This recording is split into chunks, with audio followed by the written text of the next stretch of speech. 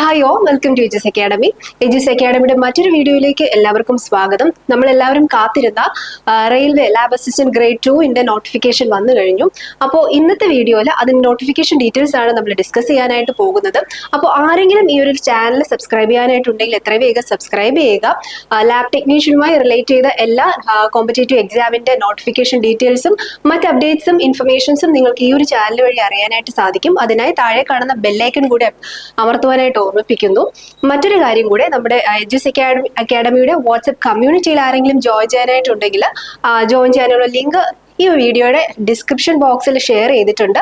അത് യൂസ് ചെയ്ത് ആ ലിങ്ക് യൂസ് ചെയ്ത് നമ്മുടെ കമ്മ്യൂണിറ്റിയിലും കൂടെ നിങ്ങൾക്ക് ജോയിൻ ചെയ്യാവുന്നതാണ്. അപ്പോൾ നമുക്ക് ഡീറ്റെയിൽസിലോട്ട് പോകാം. അപ്പോൾ ഇതാണ് നമ്മുടെ ഒഫീഷ്യൽ നോട്ടിഫിക്കേഷന്റെ ആ ഒരു പേജ് എന്ന് പറയുന്നത്.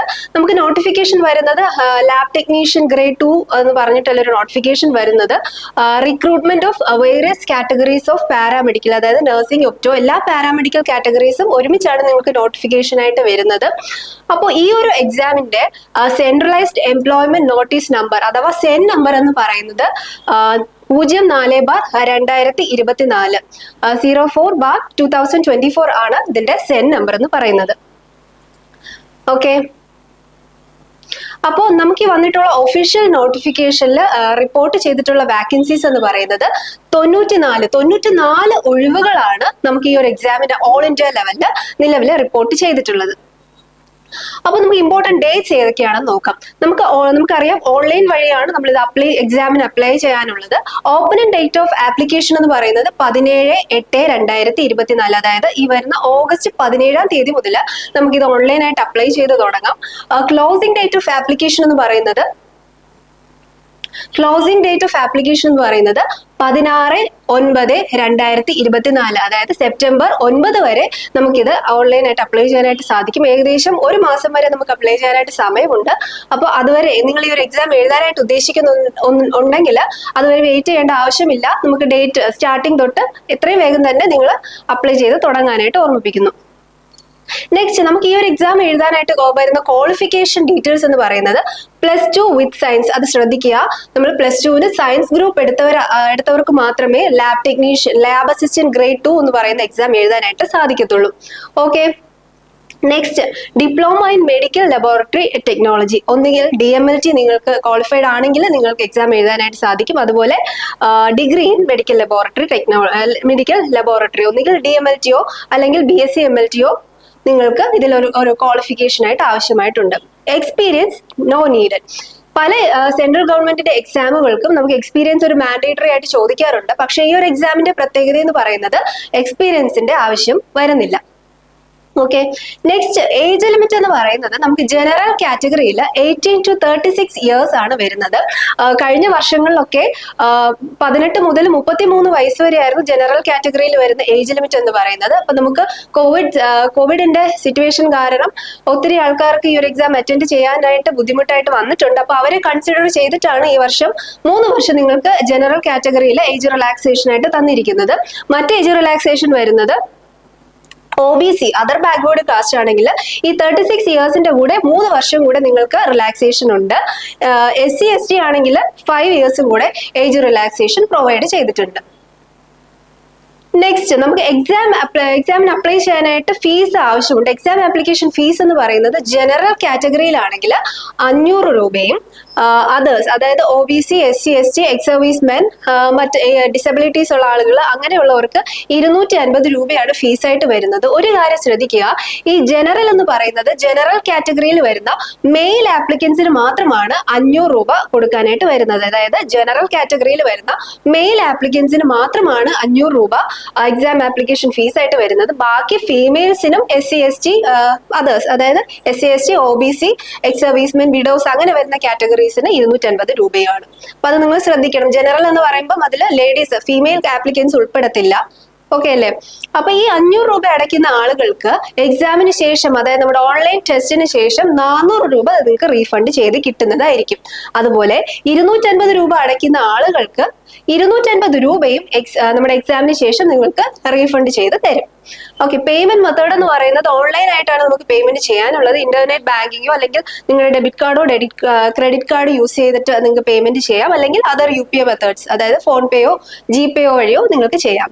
ഓക്കെ, നെക്സ്റ്റ് നമുക്ക് എങ്ങനെ അപ്ലൈ ചെയ്യാമെന്നുള്ളത് നോക്കാം. അപ്പൊ നമുക്കറിയാം ഈ ഒരു എക്സാമിന് ഓൾ ഇന്ത്യ ലെവലില് സോൺ വൈസ് ആയിട്ട് നോർത്ത് സോൺ തൊട്ട് സൗത്ത് സോൺ വരെ ക്ലാസിഫൈ ചെയ്തിട്ടുണ്ട്. ഇതിടയ്ക്ക് ഓരോരോ സോൺസ് വരുന്നുണ്ട്, അതായത് north eastern zone, central south zone, അങ്ങനെ ഒത്തിരി സോൺസ് ആയിട്ട് ഓൾ ഇന്ത്യ ലെവലിൽ ക്ലാസിഫൈ ചെയ്തിട്ടുണ്ട്. അപ്പോൾ ഓരോ ആപ്ലിക്കന്റിന് ഓരോ സോണിലെ നമുക്ക് അപ്ലൈ ചെയ്യാനായിട്ട് സാധിക്കത്തുള്ളൂ. ഓക്കെ, അപ്പൊ നമ്മളെ സംബന്ധിച്ചിടത്തോളം ഏറ്റവും കൺവീനിയന്റ് ആയിട്ട് വരുന്നത് സൗത്ത് സോൺ ആണ്. സൗത്ത് സോണിൽ ബാംഗ്ലൂർ, ചെന്നൈ, സെക്കന്ദരാബാദ് ഈ 3 സോൺസ് ആണ് അവൈലബിൾ ആയിട്ട് വരുന്നത്. അപ്പൊ ഒരാൾക്ക്, ഞാൻ നേരത്തെ പറഞ്ഞു, ഒരാൾക്ക് അറ്റ് എ ടൈം ഒരു സോണിൽ മാത്രമേ അപ്ലൈ ചെയ്യാനായിട്ട് സാധിക്കത്തുള്ളൂ. ഇൻ കേസ് ആരെങ്കിലും 2 സോൺസിൽ എക്സാമിന് അപ്ലൈ ചെയ്തിട്ടുണ്ടെങ്കിൽ അവരെ എക്സാമിൽ നിന്ന് ഡീബാർ ചെയ്യുന്നതായിരിക്കും. അപ്പൊ നിങ്ങൾ അപ്ലൈ ചെയ്യുമ്പോൾ അത് ശ്രദ്ധിക്കുക. പിന്നെ മറ്റൊരു കാര്യം, need account on centralised employment നോട്ടീസിൽ നിങ്ങൾക്കൊരു അക്കൗണ്ട് വേണം. അത് എങ്ങനെ ക്രിയേറ്റ് ചെയ്യാം, എങ്ങനെ അപ്ലൈ ചെയ്യാം എന്നുള്ളതിന്റെ ഒരു ഡീറ്റെയിൽഡ് വീഡിയോ നമ്മൾ ഇന്നോ നാളെ നിങ്ങൾക്ക് അപ്ലോഡ് ചെയ്യുന്നതായിരിക്കും. അപ്പൊ അത് നിങ്ങൾക്ക് ഉടൻ തന്നെ അതിന്റെ നോട്ടിഫിക്കേഷൻ കിട്ടുന്നതിനായി നമ്മുടെ യൂട്യൂബ് ചാനൽ സബ്സ്ക്രൈബ് ചെയ്യുക. സബ്സ്ക്രൈബ് ചെയ്താൽ മാത്രം പോരാ, താഴെ കാണുന്ന ബെല്ലൈക്കൺ കൂടെ ക്ലിക്ക് ചെയ്യാനായിട്ട് ഓർമ്മിപ്പിക്കുന്നു. ഓക്കെ, അപ്പൊ നമ്മുടെ എക്സാം പാറ്റേൺ എങ്ങനെയാണെന്ന് നമുക്ക് നോക്കാം. നമുക്ക് കംപ്ലീറ്റ്ലി ഓൺലൈൻ ടെസ്റ്റ് ആണ്, കമ്പ്യൂട്ടർ ബേസ്ഡ് ടെസ്റ്റ് ആണ് ഈ ഒരു റെയിൽവേയുടെ ലാബ് അസിസ്റ്റന്റ് ഗ്രേഡ് 2 എന്ന് പറയുന്ന എക്സാം നടത്തുന്നത്. 100 മൾട്ടിപ്പിൾ ചോയ്സ് ക്വസ്റ്റ്യൻസ് അടങ്ങുന്നതാണ് നിങ്ങളുടെ ഒരു ക്വസ്റ്റ്യൻ പേപ്പർ എന്ന് പറയുന്നത്. 100 മൾട്ടിപ്പിൾ ചോയ്സ് ക്വസ്റ്റ്യൻസ് ഉണ്ടാവും. അതിൽ നിങ്ങൾക്ക് അവൈലബിൾ ആയിട്ടുള്ള ടൈം ഡ്യൂറേഷൻ എന്ന് പറയുന്നത് 90 മിനിറ്റ്സ് അല്ലെങ്കിൽ 1.5 മണിക്കൂർ. 1.5 മണിക്കൂർ കൊണ്ട് നിങ്ങൾ 100 ചോദ്യങ്ങൾ അറ്റൻഡ് ചെയ്യേണ്ടതായിട്ടുണ്ട്. നമുക്ക് വരുന്ന സബ്ജക്ട് എന്ന് പറയുന്നത് general science, general intelligence, general awareness, professional ability. Professional ability എന്ന് പറയുന്നത് നിങ്ങളുടെ ലാബ് ടെക്നീഷ്യന്റെ സബ്ജക്റ്റുകളാണ്. Okay, general arithmetic. പിന്നെ വരുന്നത് നിങ്ങളുടെ മാർക്കിംഗ് സ്കീമാണ്. അത് നമുക്കറിയാം, നമ്മുടെ ജനറൽ കേരള PSC പോലെ തന്നെയാണ്. 1 മാർക്ക് കറക്റ്റ് ആൻസറിനും കറക്റ്റ് ആൻസറിനും നിങ്ങൾക്ക് പ്ലസ് ആയിട്ട് കിട്ടും. റോങ് ആൻസറിന് -0.33 അല്ലെങ്കിൽ 1/3 ഓഫ് ദ മാർക്ക് നിങ്ങൾക്ക് ഡെഡ്യൂസ് ചെയ്ത് പോകുന്നതായിരിക്കും. ഓക്കെ, നെക്സ്റ്റ് നമ്മുടെ എക്സാം സിലബസ്. നേരത്തെ ഞാൻ കുറച്ച് സബ്ജക്ട് പറഞ്ഞു, അതിന്റെ 100 മാർക്കിന്റെ മാർക്ക് ഡിവിഷൻസ് ആണ് ഇവിടെ കാണിച്ചിട്ടുള്ളത്. പ്രൊഫഷണൽ എബിലിറ്റി അല്ലെങ്കിൽ നിങ്ങളുടെ ലാബ് ടെക്നീഷ്യന്റെ സബ്ജക്റ്റുകൾ 70 മാർക്കിനും ബാക്കി 30 മാർക്കിന് ജനറൽ നോളജ്, അതായത് ആ 30 മാർക്കിൽ 10 മാർക്ക് ജനറൽ അവയർനെസ്സും, general arithmetic, general intelligence and reasoning 10 mark, general science 10 മാർക്കും. ഈ ജനറൽ സയൻസ് അല്ലെങ്കിൽ ജനറൽ അരിത്തമെറ്റിക് എന്ന് പറയുന്നത് നമ്മുടെ 10ാം ക്ലാസ് CBSEയുടെ ടെക്സ്റ്റിൽ നിന്നായിരിക്കും ഈ ജനറൽ സയൻസും ജനറൽ മാത്തമാറ്റിക്സും ജനറൽ അരിത്തമാറ്റിക്കും ചോദിക്കുന്നത്. ജനറൽ സയൻസിനകത്ത് physics, chemistry, biology and science in everyday life ഈ 3 പോർഷൻസും കൂടെ ഉൾപ്പെടുത്തിയിട്ടുണ്ട്.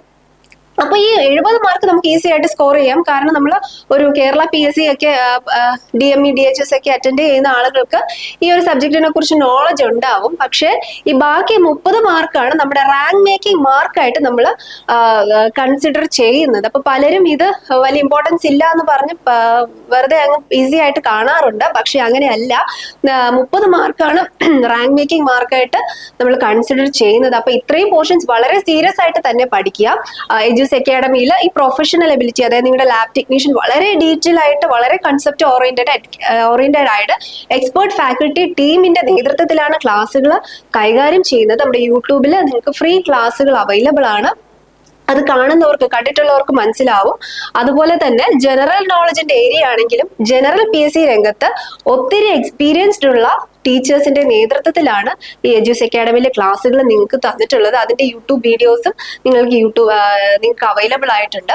അപ്പോൾ നിങ്ങൾക്ക് ഈ ഒരു ഏരിയയിലാണെങ്കിലും നിങ്ങൾക്ക് പ്രോപ്പർ ആയിട്ടുള്ള ഒരു കോച്ചിങ് എടുത്താലേ നിങ്ങൾക്ക് എക്സാമിന് നല്ല രീതിയിൽ മാർക്ക് സ്കോർ ചെയ്യാനായിട്ട് സാധിക്കത്തുള്ളൂ.